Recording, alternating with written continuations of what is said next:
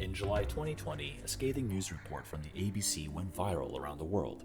It featured damaging accounts from former members of Falun Gong, a controversial religious group with Chinese origins. The report painted a picture of a secretive group that skirted local laws and ignored medical science, choosing instead to treat the words of their leader, Li Hongzhi, as the ultimate truth above anyone and everyone else. Falun Gong strongly denied all the accounts in the ABC report, and its followers began a campaign to publicly discredit and denounce the ABC in the media.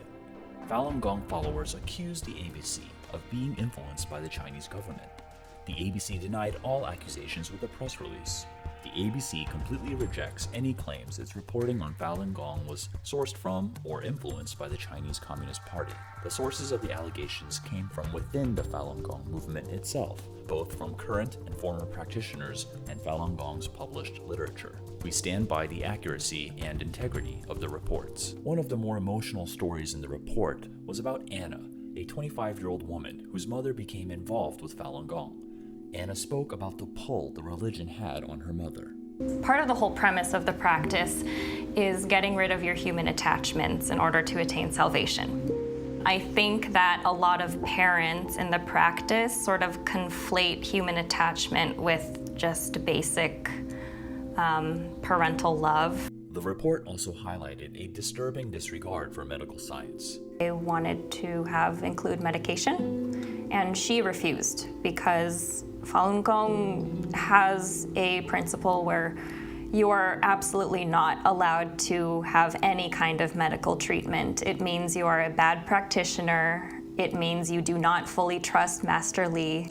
There are a lot of groups out there. One, for example, would be Falun Gong, that professes to have answers for medical science. It's up to the individual to make their final decisions, but they should be science-based. We need to look at the approved medical world and make sure that the medical world is also looking at whatever the illnesses are. The Epoch Times is the New York nonprofit media outlet for Falun Gong. This effort has promoted Falun Gong's agenda very successfully, at one point being the 11th most viewed content in the world. But all the attention brought scrutiny. Local news in California recently fact-checked claims presented in the Epoch Times. They found varying degrees of falsehoods that ranged from misleading to potentially life-threatening. The Epoch Times has this advice if you get COVID-19. Just sincerely say down with the CCP. Maybe a miracle will happen. That's make-believe. There's simply no evidence that saying or feeling bad things about the government of China can help you recover from the virus. For a nonprofit religious organization to become so politically involved is a cause for concern. The issue is religion, whether you be a Catholic, Buddhist, or have been the root cause for over half the wars during our time on the planet. The covert machinations of Falun Gong is nothing new to the residents of Deer Park, the town where Falun Gong has built its headquarters.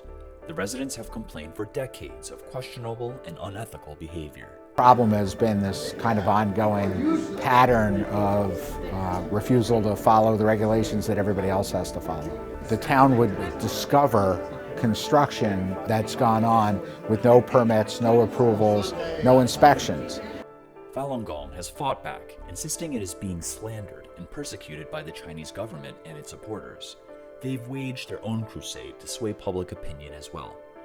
But in blaming others, they continue to evade answering the persistent questions that followed them. Questions about exploitation, transparency, and manipulation.